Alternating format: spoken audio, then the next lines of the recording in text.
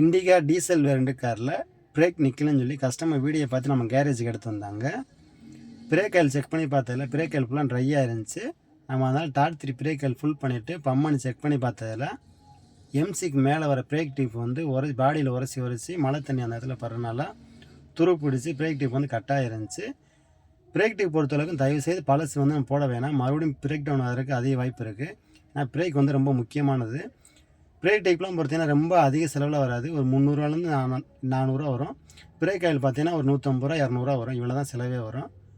அதனால் break tube பொறுத்தளவுக்கு எப்போயுமே வந்து பழசை போடுறது வந்து மேக்ஸிமம் தவிர்த்துருங்க. பிரேக் டியூப் செக் பண்ணி பார்த்துட்டு கிட்டத்தட்ட 2 அடி டியூப் தான் வந்துச்சு.